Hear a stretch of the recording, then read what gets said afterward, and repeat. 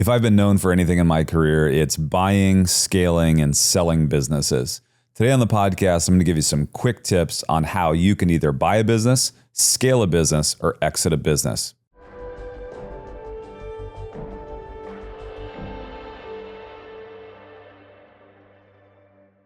Hey guys, Eddie Wilson here on the podcast today. Super excited to have you. Excited for all of you that have been a part of this journey with me. We are dozens of episodes in right now and still kind of adhering to the practice of just a monologue of me teaching and mentoring from the microphone, and excited to continue that. One of the questions that I get asked consistently is, how do I buy businesses, scale businesses, and exit businesses so quickly and so frequently? You know, in my career, over 125 exits so far and climbing.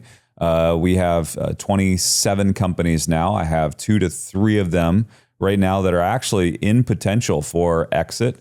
One could be as fast as 60 to 90 days away. And it's an exciting time. But the frequency of how I'm doing it is not necessarily speeding up or slowing down. It's in a consistent rhythm. And so you'll see that number, the 125 plus, just continue to climb. And so I want to just give you some help along the way, because I think that this is the thing that I get asked the most. So instead of teaching you philosophy today, I'm going to teach you a little bit more tactics, because I really want you to understand the opportunity that's out there today. The stats are staggering. You have somewhere between 3 million and 15 million baby boomers leaving their place of business in the next 7 to 10 years. This is staggering. The number right now is that there are over 12 million baby boomers that own a mid-sized business or smaller. A mid-sized business is any business under 100 employees or under $1 billion, right? So like you're not talking about just a $500,000 dry cleaner. You're talking about sizable manufacturing companies. You're talking about logistics companies. You're talking about warehousing. You're talking about trucking companies. You're talking about big HVAC and plumbing companies. You've got big business that's going to transact, meaning that there is going to be some transition in leadership in the next 7 to 10 years. Mark my words. This is the wealth transfer that we're going through. So many people have talked about this wealth transfer. So many people have talked about the rising generation, this generation that's going to get wealth not by working, but by receiving it from people that have worked in generations past. But the real wealth transfer today are small businesses, and those small business values, they're going to transact and move somewhere else. Think about it this way. You've got small businesses all over this United States, right? Small to medium-sized businesses. And you've got to just picture with me a dental practice. And this dental practice has a 72-year-old dentist sitting in the chair. He sat there for 40 plus years. He has, on average, dental practice, he has anywhere from 5 to 7 employees, and he has somewhere between 500 and 600 customers on his roster. This dentist for 40 years has bought a building, has bought equipment every 5 to 10 years, has kept up on his licenses. He's got good standing in the community. He goes to the Chamber of Commerce. He's got some social media. He's got a good rapport with not just one generation, but oftentimes 2 and 3 generations. It's not just this 20-something that is sitting in his dental practice chair, getting their teeth worked on. It's that person's parents and grandparents. And this dentist, in the next 7 years, at some point is going to say, you know what? I've made enough money. I've set enough money aside. I've got enough money in retirement that I'm going to go live life on my terms. And what's going to happen is he has not prepared to exit that business.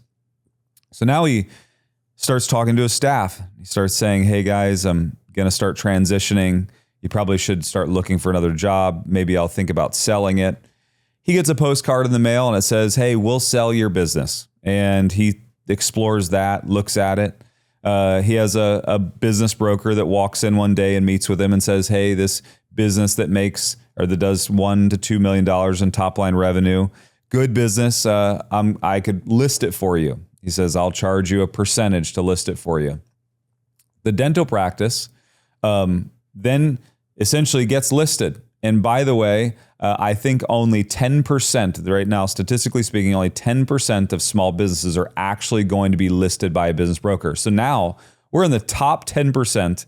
A dentist that's got $1 to $2 million in revenue, he now lists his business. He's 72, and he is happy that if this business sells, it gives him some legacy because he's already had a conversation with his children who are not in the dental field and have no interest in this business.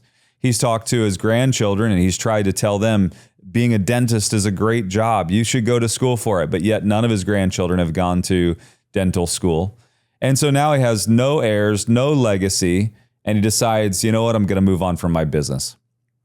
He lists it.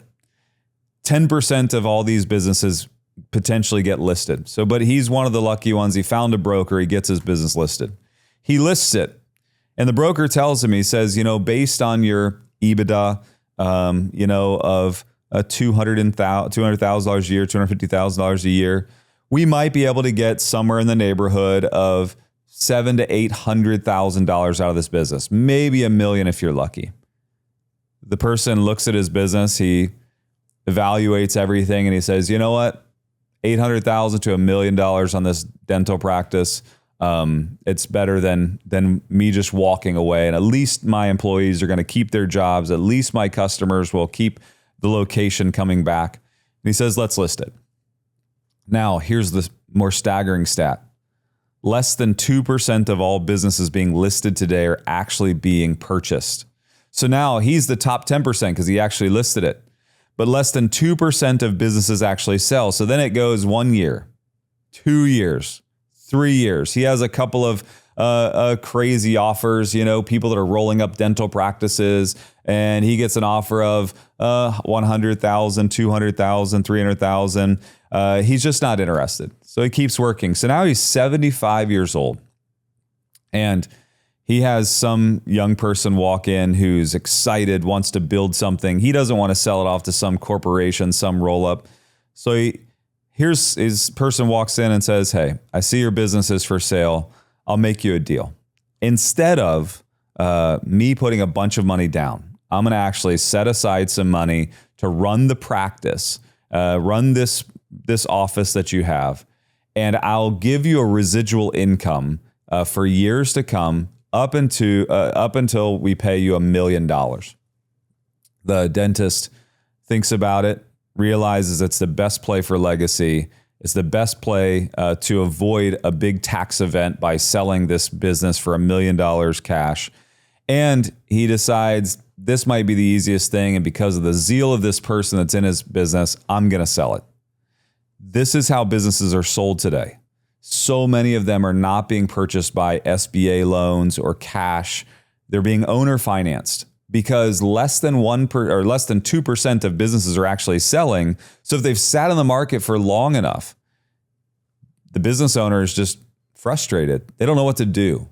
And that's what's happening all across America. The massive wealth transfer that's going to happen is going to happen just like that. And it may be an SBA loan that buys it. It might be equipment financing that buys it. There's a lot of different ways to buy a business, but this is how businesses are being sold today. And you are missing out on the gold rush if you are not purchasing or looking at these businesses. So this is what's happening. And businesses are being sold everywhere, but less than 2% of businesses that are being listed today on the market are actually transacting. So what does that mean? What that means is that if you just look at kind of economic structure, that means that this is a buyer's market and will be a buyer's market for the next 7 to 10 years. If you would like to get in on the gold rush, you must consider buying a small to medium-sized business. So this is what I've been doing. And I've been doing this for the last close to 8 years now. And this is why I've bought and sold so many companies. That's why so many people, Cody Sanchez, other people like that, you've got acquisition.com, you've got all these people that are teaching it because they know that there's this big group of people that are coming into the space. But even more than that, it's the amount of inventory that sits on the market. But I'm going to give you some secrets today as I try to help you do this, because for me, this is something that I believe that everyone should consider. Every entrepreneur needs to consider this. Why should you consider this as if you're an entrepreneur? Because It is so much easier to buy a business that already has customers, has equipment, has a location than to start from scratch. Startup is the hardest thing in the world to do. You start from nothing. You have to create a logo. You have to create a website. You have to go out and create customers. You have to make sure your product and your services. And in the end, you're growing. It is so much easier to buy a business than to start a business. So let me just give you kind of some tips along the way here for those of you that say, hey, this could be me.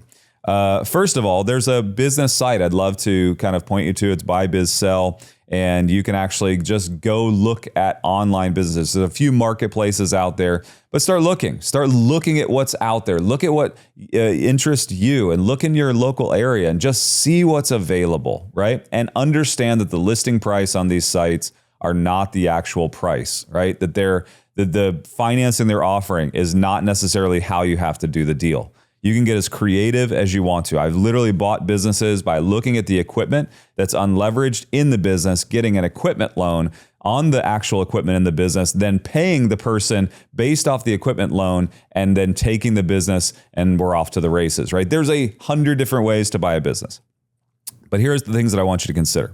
If you're going to buy a business, which I actually think is the easy part, the hardest part is then the operation. So what do I do with my business now that I've bought it, right? Because I believe that anybody listening to this show could go buy a business. And I believe you could probably do it with no money down. So you've got this business now, and what do? There are 5 pillars to every single business. This is where you actually have to start. The 5 pillars are leadership. Where am I going? What's the purpose of this business? What's the end destination? Next, it's operations. How do we functionally operate, right? Like, do we have a system? Can we replicate that system? Are we cross-training our people? Next is personnel. You have to know the strength of your personnel. Are the people that you've acquired people worth keeping? Can you help them along the way? If you've got a 75-year-old dentist in the chair, do you also have, a 75-year-old receptionist that's not really interested in staying much longer, right? Like, you have to understand the personnel. You have to understand finance. That's number 4, right? Finance. That's fundamentally like, do you actually know your numbers? And lastly, we group sales and marketing together. If you understand these 5 pillars of business, then you understand the gaps that are in these businesses. And in those 5 pillars, you will find gaps in every business, and that is where you focus. Let me give you a hint though. All of these businesses you're going to buy, the way that you're going to fundamentally get out of them more than the previous operator is operations, right? You can increase sales, you can increase marketing, you can increase leadership, you can hire better people, right? But in the end, if you do not dive into operations, you're going to miss the efficiency and the opportunity that comes with growing that business. So let me tell you how I do it, because this to me is the secret sauce. Not only do I buy a business, but I have what's called fractional people that are ready to go off the shelf. So in my business, let's say I go and I buy that dental practice and I buy it with another dentist and I say, hey, I'm going to help you buy this business, and I help buy this business. The first thing I'm going to do is I'm going to do the 5-pillar assessment, right? Like, I'm going to try to determine where is the deficiency in those 5 pillars. And what I'll tell you is that almost always it's in operations. So I have what's called the Empire Operating System. I built this years ago. It really is just a greasy wrench that I pull off the shelf. It's not it is a product that helps businesses, and we have over 3,000 companies globally that are on it. But I didn't build Empire to sell a product. I built Empire so that when I buy a business, I have a fundamental principle that I can put into that business. So what I do is I have what's called fractional people, fractional positions that are already trained and ready to go. Under the Empire, let's say, consulting brand, I have fractional COOs. We have access to fractional CFOs, chief financial officers. We have fractional, by the way, COOs, chief operating officer.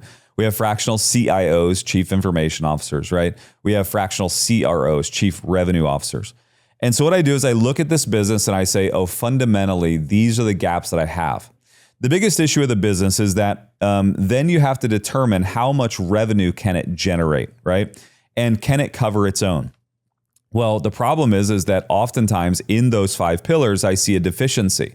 And usually the way to overcome that deficiency is to hire somebody to jump in there.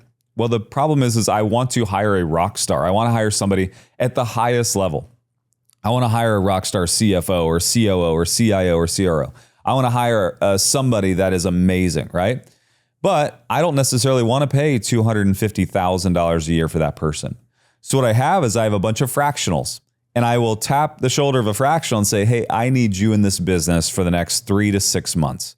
So let's just say in the beginning, I almost always take a fractional COO, Chief Operating Officer, and I put them in, and they're fractionalized, right? So I can now afford it like the lowest, it's almost the cheapest employee that I have in that business. But what they are there for is to increase my efficiency and ultimately productivity, right? So if this business is making $50,000 or $60,000 a year that I've purchased, I want it to make $100,000. And that's my goal, is how do I take this fractional person that I'm paying $3 or $4 grand a month for, right? Come into the business and fractionalize it and help me grow in efficiency. Then once I actually have the foundation of operations, I want to pour gas on the fire, right? So then I have fractional CROs, Chief Revenue Officers, that come in and help me determine where are the opportunities to grow revenue in this company, right? Where are the areas? Let's say in dentistry, maybe it's the cosmetic dentistry side. Maybe it's going deeper into adolescent dentistry. Maybe it's doing all the other things, right? Like maybe it's acquiring another orthodontic practice. And this is where the CRO is going to fit in. But I can literally hire 3 fractionals for the price of 1 executive. And they're not employed. So at any point that I'm finished with them, I can say, okay, I'm done. Thank you very much. I don't need you in the business anymore. And what they're going to do is they're also going to train the people that are in that business while creating the systems, the processes, the revenue, so on and so forth. So that is how I do it so quickly. So I buy a business, I pull fractionals off the shelf, and then I put them in the business. I create a fundamentally sound business, get it into what we call the viability phase. And then I determine, what do I want to do with it? Do I want to go scale it? Do I want to potentially exit it? And that is how we operate businesses. So now I've got these 5 pillars, right? You're going to see the deficiency in it. I pull a fractional off the shelf to solve the issue inside of those 5 pillars. And then I look at now creating what we call enterprise value. Enterprise value. So this is the last step in this journey. So I'm going to buy the business. I'm going to fix the business, fundamentally, get it into viability. And then I'm going to look at enterprise value. How do I know if I want to scale this business? How do I know if I want to exit this business? Well, now I'm going to take you to the 3 things that I've been asked on every single exit of a business. Number 1, they're going to ask you, what is your EBITDA, your bottom line, your net? They're going to ask you your financial numbers. If you don't know your financial numbers, you don't know what percentage of profitability you have, you don't understand what it fundamentally costs to operate this business, and you're going to sell a business off of 1 or 2 things. Number 1, you're going to sell it off of EBITDA, right? Or you're going to sell it off of a top line revenue stat. Now, small percentage of businesses actually transact on top line revenue. Those businesses are more like SaaS companies. Typically, they are infused with some sort of technology, and they may sell off of top line revenue. But by and large, these businesses that you see listed on a website are selling off of a multiple of EBITDA. And so now I'm going to know my numbers. And I'm going to architect those numbers. Number 1, I'm not going to load my expenses into that business, right? Like I'm going to keep my owner's expenses low. I'm going to make sure that I've pulled all fluff out of that business so that its EBITDA can be as large as possible, so that my multiple on that is going to give me a potential bigger exit or bigger valuation. So numbers are number 1. Number 2. Do you have an operating system? The reason I built the Empire operating system is as I was exiting my businesses, these private equity firms and others wanted to know, what's the playbook? How do we actually operate this? Because if I don't give them the playbook, the system, here's how we do it. Here's my procedures. Here's my process maps. Here's how I actually run it. Here's my people, here's their functions, here's the system, right? Then what they're going to ask is, can you come with the business and run it? And that's what I'm not interested in, right? So I have to have an operating system. So number 1, you have to know your numbers. Your numbers will dictate the multiple. Number 2, your operating system, how efficient you are at your business, will dictate the multiple. But number 3, here's the biggest thing, and that's your IP, what actually sets you apart. What is fundamentally different about you? And so we need to be documenting our systems, our processes, but also we have to document how we do things. What's our technology that supports it? If you can build unique technology to this business, you'll get a much larger multiple on the exit. How do you curate your data? What are the things that set you apart from the competition? That's your IP, right? And so those three things get asked every single time I've exited a business. And if I check the box of every single one, my revenue's in order, right? I'm making money. I'm profitable. I'm profitable year over year, right? Number two, I've got a system. Here's the manual essentially on how to run the business. Number three, I've got very unique properties inside of this business that make us unique, whether it's technology, it's data, it's systems, it's how we do things, right? Now I've got the recipe for getting the largest potential for exit. When I do that, then I determine, is it better to sell now and gain, right, that potential value in the exit? Or is it worth putting the time, effort, and resources into scaling, going at minimum 10 times what it is today to get that multiple on the exit? And then I'm basically doing that as an equation to determine, should I exit now or should I exit later after I scale? So that is fundamentally how I buy a business, how I value the business, right, with the 5 pillars. I see where my issues are, and ultimately how I'm exiting the business. That is the fundamental piece that I believe that most people are missing. Now, there's a lot of foundational pieces there that you would have to expand on, right? Like how do I purchase the business in a proper way? There's lots of information out there on how to do that. Lots of people that sell courses. There's lots of programs. How do I create an operating system? Or how do I use an operating system? You could definitely use mine. Go to EmpireOM for operatingmodel.com. You can see mine. There's groups out there like Traction, Scaling Up. You could do Six Sigma, Kaizen, right? Like there's a ton of operating systems out there. I believe that mine's fairly unique because it is agnostic to any type of business, and it takes you through the 5 phases of business. And then lastly, how do I sell my business? How do I exit my business? Well, I would say number one, you start with making sure that you understand those 3 components, and then you can engage a business broker, and you can be one of those top 10% that actually find a business broker. And if you have those 3 things that I just talked about, you're more likely to be in that top 2% of businesses that actually sell. Because when you have a system, you have IP, and you know your numbers, you're very, very attractive for acquisition. So here's what I want you to do. Here's your homework. I want you to go to some of these sites. I want you to actually look at some of these businesses. I want you to think about what you have uniquely that you're qualified to insert into some of these businesses. I want you to consider something like an EmpireOM.com product where there's fractional services where you can pull them off the shelf, fractionalize this help, take what you need, right? And then lastly, I want you to start thinking about what you could do unique in a business that would create a unique selling proposition, not just for a customer, but for a potential business acquisition later on. That's how you buy, scale, and exit businesses. Perfect. Love it. I have a quick question. So obviously I lean more towards the creative background in design, graphic design, etc. I've been looking at wanting to open up a studio. Like, does what you're talking about apply to me? Do I need to be thinking about this? How can you help me actualize that or walk through that for me? Sure. Yeah. So I actually started a studio from scratch, and I'll say that it's really, really hard. However, what I do know is that I sold my studio, and with selling my studio, I would have gladly sold the equipment with the studio because it was so uniquely fitted for it. So I would actually say is if you actually are interested in doing that, really consider looking at an existing studio today. While their equipment might not be the greatest, it will give you some infrastructure, right? Finding a location that already exists, finding a location that actually has equipment.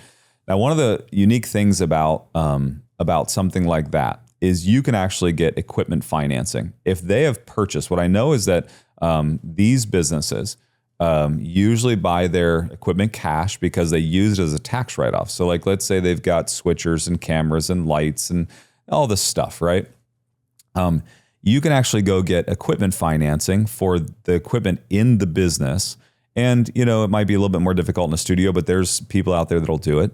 And you could actually go get the equipment valued through this equipment kind of program, and you can actually then get a loan on that equipment. Now, what you do is you take the loan on that equipment and then you pay the owner for the purchase price of the actual business, right? So you're actually getting a loan on the equipment that you don't even own. As a part of the purchase, you take this cash, you buy the entire business, right? So let's say you get the location, you get the equipment, but more importantly, you get the customers. The customer is the hardest part, right? Like you go finance new equipment, you go buy new equipment, but in the end, it's his customers or her customers that you want. So now you get the customers for free. So think about it this way. When you buy a business, what's the most expensive thing that you will do? It's customer acquisition. So think about it this way. If I can get all this equipment financed, but I get all their customers for free, right? It's still a really, really great deal. So I would evaluate their equipment. I would evaluate their customer base. Like, do they have consistent reoccurring customers? How many customers have they served? Do they have a base of people that I can go back after, right?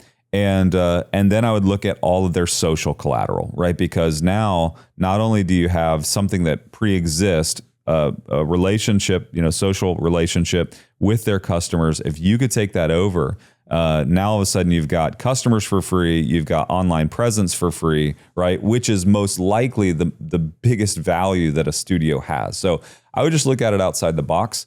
And I would look at ways to potentially buy a business without starting it, because if you can get customer acquisition for free, right, then how much more valuable is the actual equipment and the studio itself? Okay, I'm going to be straightforward. What I'm trying to discover is like, where does this break the principles you said? Like, who does this not apply to? Yeah. I have a cousin who's in hospitality. They're buying hospitals. I have another cousin who's a dentist. You use the dentist, so obviously it's going to work for him. I'm trying to convince him to move here. Yeah. But like, who shouldn't be doing this, I guess? Is there anyone or does this apply to everyone? I think that the people that it is really difficult for are people that, let's say, really love their corporate life and corporate job. People that struggle with corporate, it doesn't matter if you're analytical or you're a maverick and you're more sales. I mean, like, it really doesn't matter, because fundamentally, like, that's why I can pull the fractional off the shelf and operate, right? So like, if I bought the studio, I would try to look at, okay, what's fundamentally broken? And I'm probably most likely going to pull a fractional COO and say, hey, can you systemize everything we do? Can I get more efficient? I might then later pull some sort of marketing piece off to go get more customers. But for the most part, I'm going to make it very, very efficient. But the people that really struggle with buying small businesses are the ones that love the big corporate function, meaning they love their one job to do one task because they sit in a big group of people. They're the ones that struggle. And I know that in a lot of these courses that are being sold out there on buying small businesses, they're the people that get fundamentally frustrated. They worked in a corporate office of 600 people. They had their one task that they did, and they did it well. And now they think, oh, maybe it would be great to go buy this dry cleaner. And they buy this dry cleaner, they buy a laundromat or whatever it is. And then they get in there and it's like, oh, I have to do everything, right? Like, I have to do sales, I have to do marketing, I have to do operations, and so people that are so used to big corporate, that's a big transition, because you go in big corporate from fundamentally doing one thing to then as an entrepreneur doing many things. Now, if you're already an entrepreneur, you're already used to doing a lot of different things. Like, it's not a big thing. It's not a bad transition. But I would say the people that struggle the most are the ones that actually love their corporate job. They love the security of the corporate job. They love the paycheck of the corporate job. They love the individual functionality of a corporate job. They're the ones that have a hardest time transitioning. We kind of mentioned it earlier, but if you're not willing to risk or get out Correct. your comfort zone, yeah, you're not willing. You're going to miss the gold rush. The greatest part about this is that I believe it actually limits the risk, right? I think 50% of small businesses fail, but the stat that's worse that the SBA put out is that 70% of small businesses fail without ever reaching profitability. 70%. Well, if you can buy a business that's already profitable, even if it's profitable by $1, you are now in the top 30% of business operators, right? Well, why wouldn't I take that chance? So just looking at it from a mathematical standpoint, it's like I avoid risk by buying a business that already has profit, even if it's only profitable by $1. I have so many questions I could keep going on. Is there anything I'm not asking I should be? No, I think that the biggest thing is people need to start immersing themselves into this. They need to start looking at it. It may not be right for everyone. But one last suggestion, something that I'm contemplating with my second son, is that we put our children into college for the purpose of learning, and typically learning to do business, right? Like and I think that we have to start looking at our children a little bit differently. Am I a person that's anti-college? No, I'm not. Do I think that college is for every child? No, I absolutely do not. But I'm not emphatically like college is bad, right? I'm not emphatically college is good. I'm middle of the road. I think that I am emphatic on our children need a unique path to success, and we better start learning and figuring out how to get them to success. So my oldest son, great in college, ended up starting his own business. He's a firstborn, so he's very regimented. He kind of has his natural path, does really well. My second son, the thing that we're contemplating today is he's a freshman in college. Is college necessary? If he really just wants to be a small business owner, he wants the freedom of owning a small business, why would I not take the money that I would put into college and go buy him a business where he's going to learn 10 times more in operating a business than actually buying him a college education? College education for him is just, it's just going through the routine. I think that sometimes we can get some maturity in college. I think that we can learn more of a better social construct than high school and college. I think that you have a better friend group typically in college. I think your beliefs and values are challenged in college. So there's some good things about college. But there's also some fundamentally bad things about college. And that is most of the professors sitting there teaching you business have actually never run a business. And so, I went to an Ivy League school, and most of the professors were not, business professors had never run a business. And so, what is the best way, the best, learning path? And I think it's doing. So if I can buy a business that's cheaper than buying my child's, university education, why would I not consider that? Right. I heard Dean Graziosi said one time on a podcast, he said, and it logged into me. Anytime somebody gives you a tip on child rearing, it's like, as a parent, it's like it lodges. One thing that he said was, instead of sending my daughter to school, he said, what I actually did was I told her that you go find the person that's doing the exact thing you want to do. And you go tell them, I will work for free for you for 2 years. He said, and I'll pay you your living expenses and what you should be making there.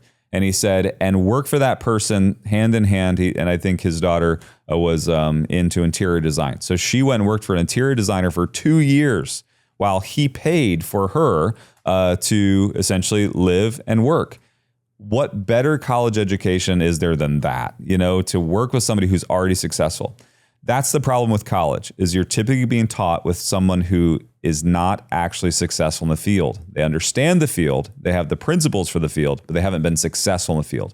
Your child is so much better next to someone who has won at something, who is succeeding at something, rather than being just taught the theories of something. So I would also consider that if you're a person who's trying to look for, how do I help my child? Maybe consider buying them a small business. Thanks so much for being a part of the podcast and for listening today. I'd love to connect with you further, and you can connect with me on social media at Eddie Wilson Official on any of the social media channels.